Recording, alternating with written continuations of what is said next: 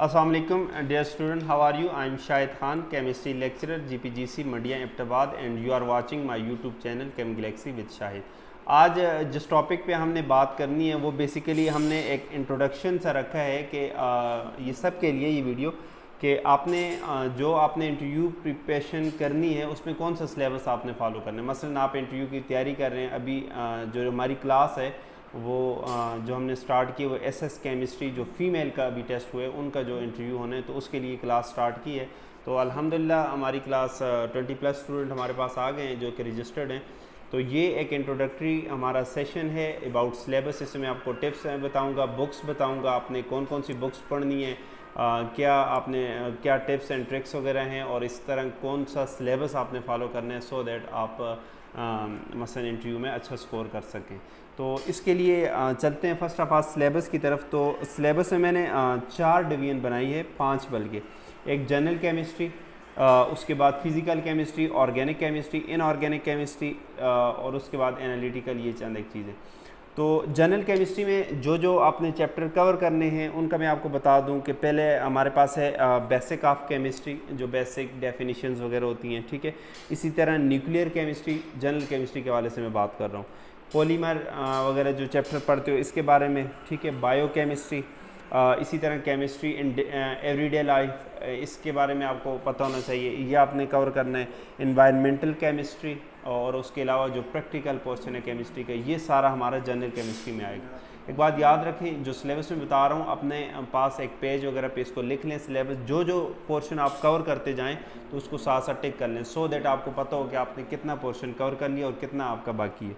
इसी तरह physical chemistry की बात करें तो हमारे पास इसमें सॉलिड स्टेट आ जाता है, gaseous state, liquid state, atomic structure आ जाता है, सोल्यूशन वाला चैप्टर आ जाता है, एनर्जेटिक्स आ जाता है, इसी तरह केमिकल इक्विलिब्रियम आ जाता है, आयनिक इक्विलिब्रियम आ जाता है, रिडॉक्स रिएक्शन और इलेक्ट्रोकेमिस्ट्री वाला चैप्टर आ जाता है, काइनेटिक्स, केमिकल काइनेटिक्स ये आ जाते हैं और सरफेस केमिस्ट्री और इसके अलावा कैटालिसिस वगैरह ये वाला चैप्टर हमारे पास क्या होते हैं फिज़िकल केमिस्ट्री के उसमें डिवीजन में आ जाते हैं। ये सारे चैप्टर आपने फिज़िकल में कवर करने हैं जी। अच्छा, उसके अलावा ऑर्गेनिक केमिस्ट्री की अगर हम बात करें तो ऑर्गेनिक केमिस्ट्री में आपने क्या क्या करना है, तो प्यूरिफिकेशन ऑफ ऑर्गेनिक कंपाउंड कैसे प्यूरिफाई करते हैं, उसकी कैरेक्टराइजेशन, मतलब कौन कौन से टेस्ट हैं, कार्बन को कैसे आइडेंटिफाई करते हैं, हाइड्रोजन को, नाइट्रोलेजाइन टेस्ट वगैरह ये चीज़ें। इसी तरह जनरल ऑर्गेनिक केमिस्ट्री, हाइड्रोकार्बन जिसमें अल्केन, अल्कीन, अल्काइन, एरोमेटिक ये वाले आ जाते हैं, अल्काइल हेलाइड्स वगैरह आ जाते हैं, एमाइंस वाले चैप्टर आ जाते हैं, अल्कोहल, फिनॉल और ईथर वगैरह आ जाते हैं। इसी तरह कार्बोक्सिलिक एसिड और उसके डेरिवेटिव्स वगैरह, अल्डिहाइड और कीटोन जो कार्बोनाइल कंपाउंड की हेडिंग में आएंगे, ये सारे चैप्टर आपने इसमें कवर करने हैं जी। और इसी तरह इनऑर्गेनिक केमिस्ट्री की बात करें तो इसमें इनऑर्गेनिक में पीरियोडिक प्रॉपर्टीज़ आ जाती हैं, ये वाला चैप्टर आपने करना है। हाइड्रोजन एंड इट्स कंपाउंड, इसी तरह chemical bonding, S block, P block, D block, F block ये वाले chapter. Chemistry of representative elements, इसी तरह केमिस्ट्री ऑफ नॉन मेटल्स में वो पी ब्लॉक आ जाएगा। Chemistry of lighter elements, hydrogen वगैरह आ जाएंगे। Heavier, chemistry of heavier elements, इसी तरह मेटलर्जी वाला पोर्शन इसमें आपने कवर करना है। ट्रांजिशन मेटल्स, इसमें लेंथेनाइड और एक्टानाइड्स इनको आपने कवर करना है। और इसी तरह कोऑर्डिनेशन कंपाउंड्स और उसके अलावा एसिड, बेस एंड साल्ट, ये सारे चैप्टर आपने इनऑर्गेनिक की हेडिंग में कवर करने जी। इसके अलावा अगर चंद एक में स्पेसिफिक चैप्टर्स की बात करूं जो आपने कवर करने हैं, जो पोर्शन आपने कवर करने हैं, स्पेक्ट्रोस्कोपी ये आपने मस्ट करनी है जी। उसमें NMR आ जाएगी, मैस स्पेक्ट्रोमीटर, UV विजिबल और IR, ये आपने मस्ट करनी है, बिल्कुल बेसिक है और आपने लाजमी करनी है। इसी तरह क्रोमेटोग्राफी, ठीक है, जो पेपर क्रोमेटोग्राफी है, कॉलम है, TLC है, HPLC है, GCMS है, ये सारे आपने करनी है जी। इसी तरह जो डिफरेंट टेस्ट होते हैं, कुछ इनऑर्गेनिक के टेस्ट होते हैं, कुछ ऑर्गेनिक के टेस्ट होते हैं, ये जितनी भी इनकी आपने लिस्ट बना देनी है, ठीक है। इन सारे टेस्ट को आपने करना है, कौन सा टेस्ट, मतलब क्लोराइड के लिए कौन सा टेस्ट है, इसी तरह नाइट्रेट के लिए कौन सा टेस्ट होता है जी, ठीक है। साल्ट एनालिसिस वगैरह इसमें आ जाएगा। इसी तरह ऑर्गेनिक में अल्डिहाइड के लिए कौन सा टेस्ट है जी, कीटोन्स के लिए कौन सा टेस्ट है, कार्बोक्सिलिक एसिड के लिए कौन सा टेस्ट है, ये इनके आपने क्या बनाने, चार्ट बना देने। अच्छा, इसी तरह जो लैब्स के अंदर जो इंस्ट्रूमेंट यूज़ होते हैं, जो ऑपरेटर्स वगैरह यूज़ होते हैं, ठीक है, उनके बारे में आपको हाव नो होनी चाहिए। कौन सा इंस्ट्रूमेंट है, ये कहाँ पे यूज़ होते हैं, इसका क्या फंक्शन है, इसी तरह कौन सा ऑपरेटर्स है, इसका क्या फंक्शन है, ये कहाँ पे यूज़ होते हैं, इसका नेम क्या है। इसी तरह केमिकल्स जो वहाँ पे यूज़ होते हैं वो कौन कौन से हैं, उनका कमर्शियल नेम क्या है, वैसे स्पेसिफिक उसका नेम क्या है। अच्छा, जैसे एसिड हमारे पास लैब्स में होते हैं तो आपको पता होना चाहिए जो लैब में एसिड अवेलेबल हैं तो इसकी क्या कंसंट्रेशन है, मोलैरिटी क्या है, परसेंटेज, इस बारे में थोड़ी बहुत जो फेमस है उनके बारे में पता होना चाहिए। इसके अलावा जो फेमस डिस्कवरीज़ हैं सब्जेक्ट की, जैसे केमिस्ट्री में जो फेमस डिस्कवरीज़ हैं उनके बारे में आपको पता होना चाहिए, कौन कौन सी डिस्कवरी, ये काम किसने किया, ये किसने किया।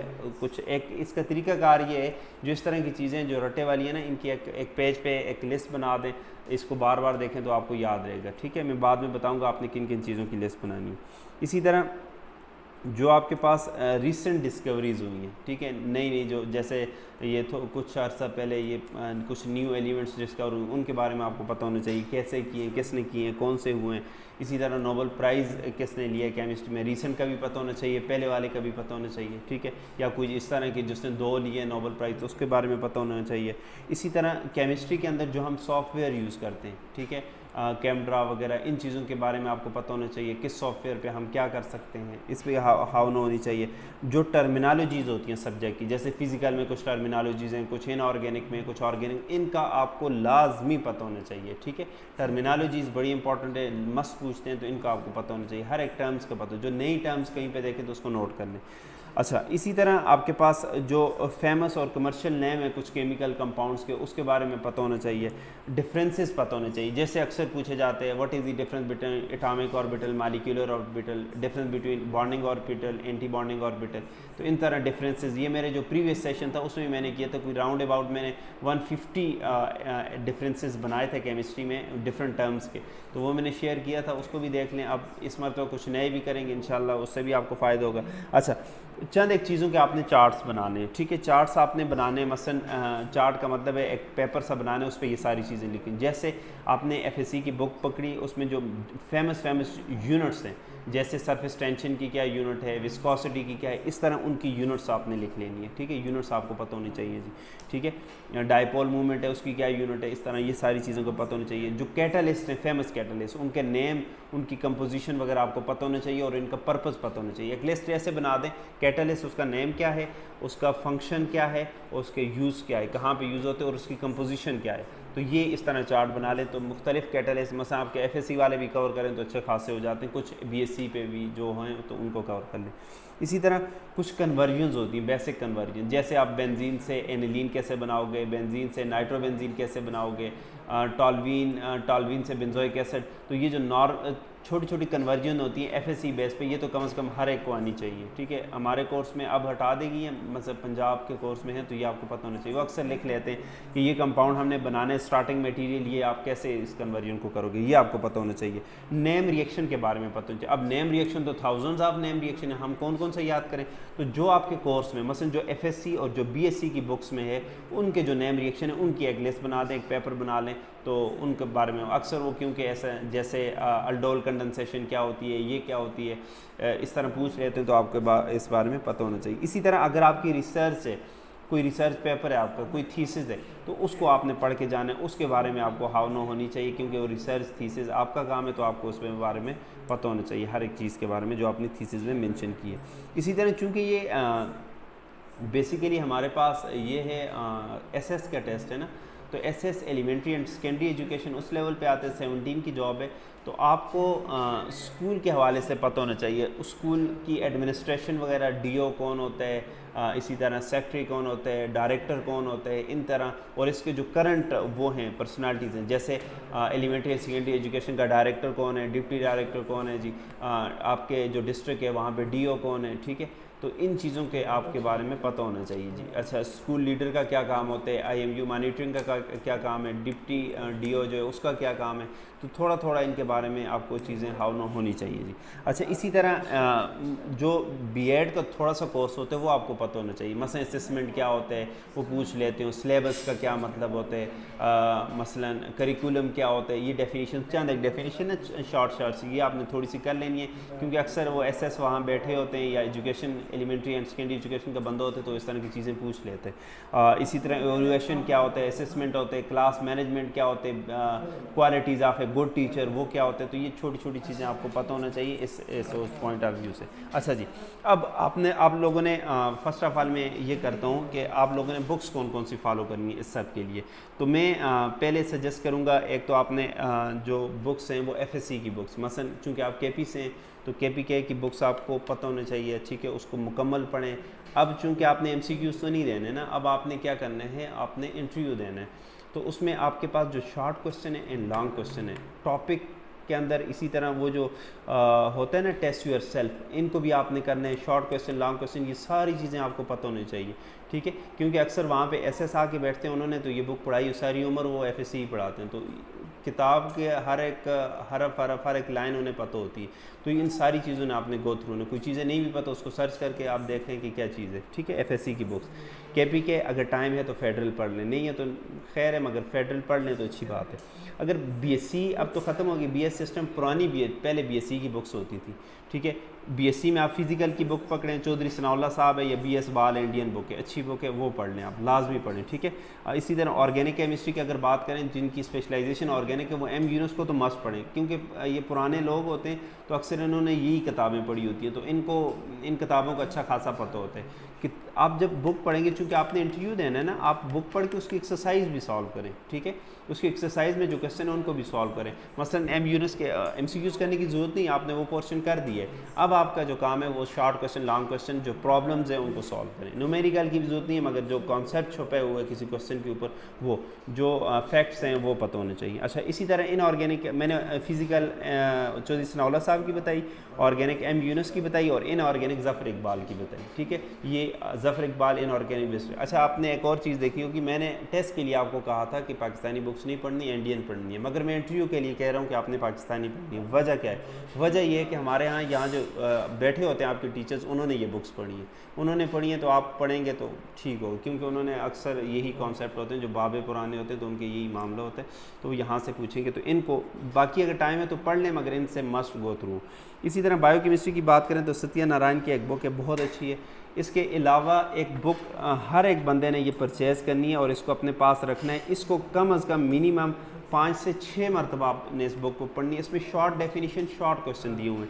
टेस्ट योर केमिस्ट्री, और इसका जो पब्लिशर है वो कारवान बुक्स पब्लिशर है, आपको ऑनलाइन हर स्टेशनरी से मिल जाएगी, टेस्ट योर केमिस्ट्री। और जो इसका जो आथर है वो हक नवाज भट्टी है। इसने क्या किया है, इसने शॉर्ट डेफिनेशन, शॉर्ट टर्म्स उनको एक्सप्लेन किए, ठीक है। तो इसको आपने कम से कम 5-6 मरतबा इससे गो थ्रू लाजमी होना है, 1-2 मरतबे की बात नहीं, बार बार इसको पढ़ना है। मसलन इसको आपने डेली बेसिस पे इसका कुछ पोर्शन पढ़ने, बाकी अगर कुछ करते नहीं करते, ये तो आपने कम से कम लाजमी गो थ्रू होनी है। और ये बड़ी आप लेंगे, आप पढ़ेंगे तो बड़ी अच्छी। नहीं हुई तो मुझे व्हाट्सअप में ग्रुप में वो कह देना, मैंने ग्रुप में भेज भी देनी है, मैं ग्रुप में भेज दूँगा, सॉफ्ट फॉर्म में भी मेरे पास अवेलेबल, वहाँ से पढ़ लें, नहीं तो आप हार्ड अपने पास मंगवा लें तो वो भी बेस्ट है, ठीक है।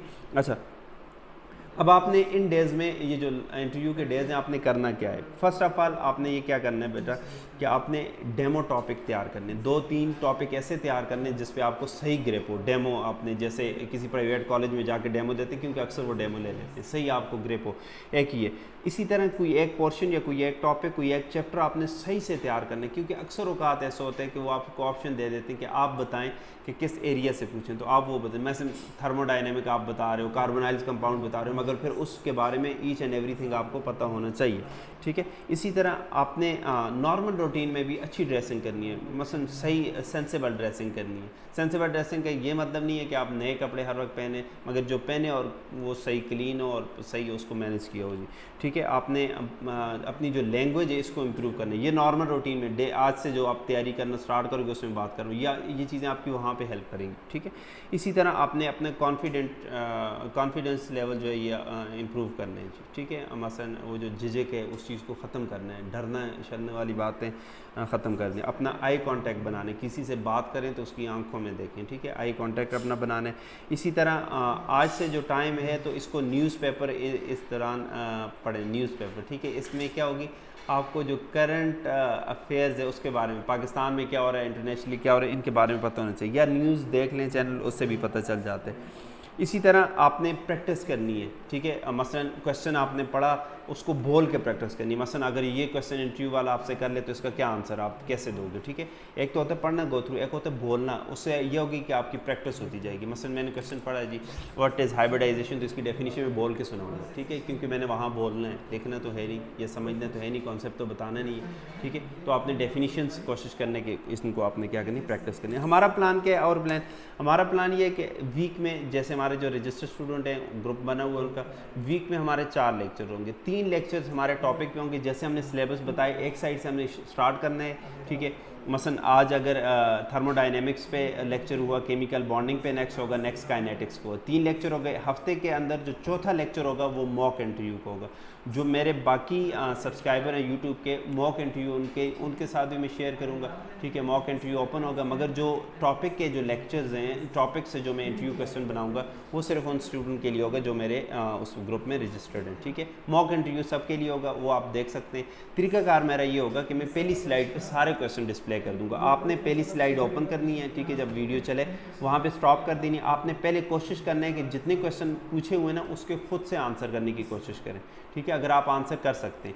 उसके बाद अगर आप आंसर नहीं कर सकते तो आप वीडियो देखें, उसका सोल्यूशन वगैरह देख लें। ये तरीकाकार होगा जी। अच्छा, हमारी क्लास कब होगी? ट्यूसडे को क्लास होगी, वेडनेसडे को होगी, फ्राइडे और संडे। संडे वाले दिन हमारा मॉक इंटरव्यू होगा और बाकी 3 दिन हमारे जो चैप्टर वाइज इंटरव्यू होते हैं तो वो होते रहेंगे। ओके, पहली स्लाइड पे जैसे मैंने बता दिया सारे क्वेश्चन डिस्प्ले होंगे, उसको देखने और पहले खुद कोशिश करनी है, प्रैक्टिस करनी है, ऊंचा बोल के कि आपने क्या उसके आंसर कर रहे हो। एक और चीज़, जैसे मेरे ये लेक्चर है इसको सुन के छोड़ नहीं देना, आपने अपना एक रजिस्टर मेंटेन करना है, ठीक है। जैसे जैसे जितने मेरे क्वेश्चंस होंगे आपने उनको लिखना है, फिर उनको लिखने और क्वेश्चन लिख के उनके आंसर भी लिखने। ये लास्ट में आपको रिवीजन में बड़े काम आएंगे, ठीक है। जैसे संडे वाले दिन मेरा मॉक इंटरव्यू है ना, जितने क्वेश्चन आपने लिखे हैं आपने उसको रिवाइज़ कर देना, ठीक है। एक टेस्ट और केमिस्ट्री और एक ये, इसको रिवाइज़ किया आपने तो फिर आपने मॉक इंटरव्यू में अपीयर होना है। जो नया कोई क्वेश्चन देखा जो आपको नहीं आ रहा था उसको भी फिर इसमें क्या करना है, ये एक हिसाब से आपके इंटरव्यू के लिए एक नोट्स या रजिस्टर प्रिपेयर हो जाएगा और ये आपको बहुत हेल्पफुल। तो विश यू गुड लक। हमारी इंशाल्लाह आज से ही, आज तो नहीं, अब हो सकता है कल से इंशाल्लाह पहली क्लास होगी, तो मिलते हैं इंशाल्लाह क्लास में। Good luck. कोई क्वेश्चन वगैरह, कोई क्वेरीज वगैरह हुई तो फिर आप पूछ सकते हैं। स्टॉप।